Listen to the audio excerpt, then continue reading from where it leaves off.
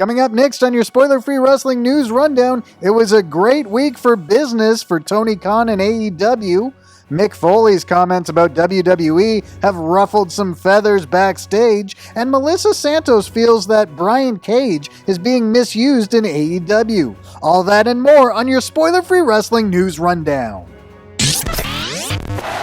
This is just a reminder that we omit any news or information which could potentially spoil the results, angles, storylines, or surprise debuts taking place in professional wrestling. If you appreciate this type of wrestling coverage, please consider subscribing, clicking the notifications bell, and sharing this video with friends.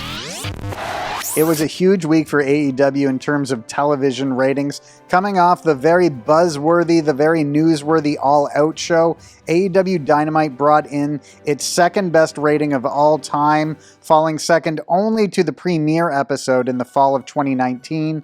The show averaged 1,319,000 viewers. 681,000 of those were between the ages of 18 to 49. That's good for a 0.53 rating in the key demographic that advertisers are said to care the most about. And that's significant because it actually edges out what WWE Raw did in the key demographic this week. So we thought it would be an opportune time to look at how all the major shows are doing in terms of television ratings, or at least let's take a look at Raw, SmackDown, and AEW Dynamite. So if you look at Raw this week, it did a 0.52 in the key demographic. It did beat AEW Dynamite in terms of total viewership, though, bringing in 1,845,000. So Raw still 500,000 viewers ahead of Dynamite in terms of total viewership, but below, this week anyway, below in the key demographic. There are some key variables here that should definitely be noted. For starters, Raw this week was on a holiday Monday. It was Labor Day in the United States. And there was also a big college football game that Raw was going up against. Meanwhile, AEW Dynamite was coming off their most significant pay-per-view of all time. Still fairly significant that AEW Dynamite was able to get their rating up in the key demo over Raw this week. Taking a look at SmackDown, however, SmackDown on September 3rd brought in 2,200,000 viewers and a 0.60 in the key demographic. So SmackDown continues to be the untested leader in television ratings in the United States for major wrestling shows. Strong television ratings aren't the only reason AEW has to celebrate this week, however. Tony Khan was on Busted Open Radio this morning and mentioned that while we don't yet have a buy rate for AEW All Out this weekend, Tony Khan said that it is going to surpass 200,000 buys, making it the most purchased AEW pay-per-view of all time. Up on your screen now are the estimated buy rates for previous AEW pay-per-views, and these are provided courtesy of WrestleNomics. And so you can see the highest pay-per-view they had done previously was Revolution in 2021 that did 135,000 buys, and numerous shows over the 100,000 mark. Now, if this holds up, this means it'll be the first non-WWE pro wrestling pay-per-view to break 200K buys since WCW Mayhem in 1999. I was actually at that show. As TNA pay-per-views never got past around the 60K mark, I think was the biggest a TNA pay-per-view ever came near.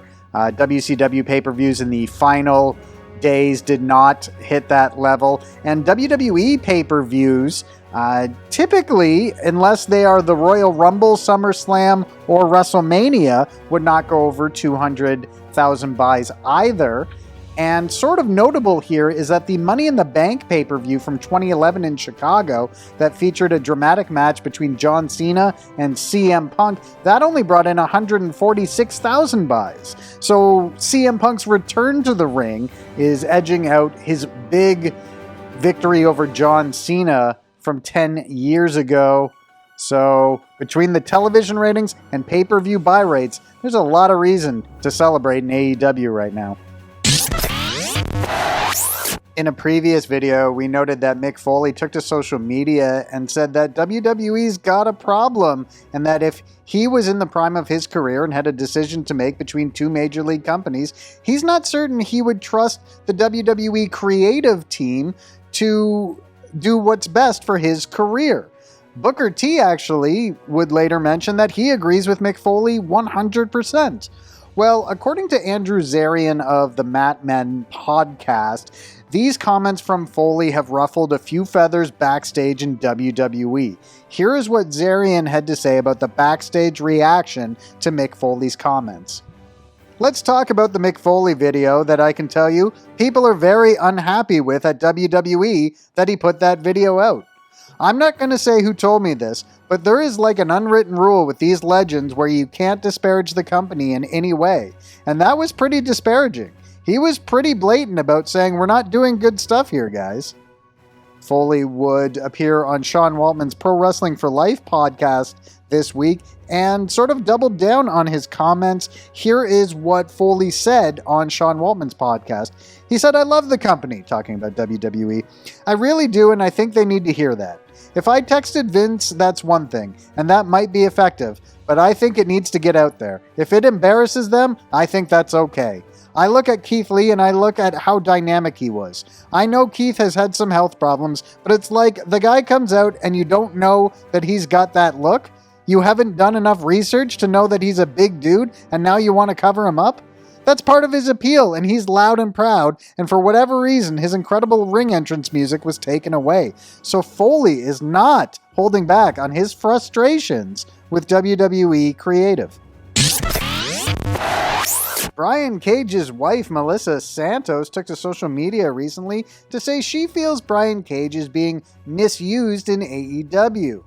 She posted a screenshot of a blog or article or something she found online that says, is AEW misusing Brian Cage? He should be on a Brock Lesnar level, ripping through talent with Taz being his mouthpiece. Santos wrote, I'm just going to leave this right here. Later, Santos would post a short video to social media, and she said, you see, Brian Cage is a superstar. Those people who know him from Indies, Impact, Lucha Underground, where I met him, know that he's a superstar. All you have to do is Google him and watch all his matches. PWG, he's a superstar, and he's being misused right now. Now, Cage didn't really say much. I mean, he did respond to one of Melissa Santos's social media posts that just had a gif of the Fresh Prince of Bel-Air sort of shrugging.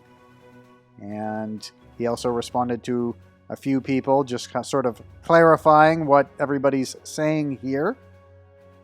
So Cage is a career 38-9 record in AEW. The last time he was ranked in the top 5 was on May 19th. He's recently been in a rivalry with his former members of Team Taz. He lost to Powerhouse Hobbs a week ago. The main event of AEW Dynamite this week saw Jon Moxley defeat Minoru Suzuki. The match only went 8 minutes and 8 seconds, which left some fans a little unsatisfied, as AEW is said to have ran into some timing issues near the end of this week's episode. Well, AEW has announced that Minoru Suzuki will be back on Dynamite next week, and he's not happy with what he says was preferential treatment that Jon Moxley was given last night because he was the hometown favorite.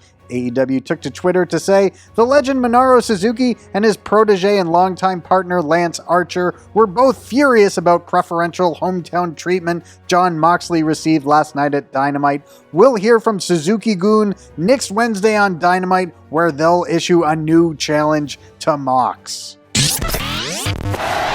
WWE made it official yesterday that Roman Reigns will defend the Universal Championship at Extreme Rules in Columbus, Ohio on September 26th against the inaugural Universal Champion Finn Balor. That brings the total confirmed match count for the event to 5. Here are the 4 other matches that have been scheduled for the show. Becky Lynch will defend the SmackDown Women's Championship against Bianca Belair. Damian Priest will defend the United States Championship against Sheamus.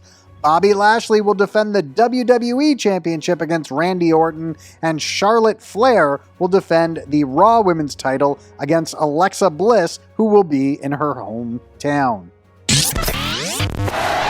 WWE is back in what for many years was their home arena tonight. They're in Madison Square Garden for Super SmackDown tonight. 2 big segments and 2 big matches have been confirmed for tonight's show. In singles action, Edge will take on Seth Rollins. For the SmackDown Tag Team Championships, the Usos defend against the Street Profits. And Becky Lynch and Bianca Belair will have a contract signing tonight. And also, Brock Lesnar will return to WWE for the first time since he appeared and confronted Roman Reigns at SummerSlam. AEW Rampage will air tonight at 10 p.m. Eastern Time. This episode was taped following Dynamite this week in Cincinnati. Here is what AEW has scheduled for the show. In a match that was originally scheduled for the All Out pay-per-view, Pac is going to take on Andrade El Idolo. Brian Pillman Jr. will be in front of his hometown crowd, and he'll take on Max Caster.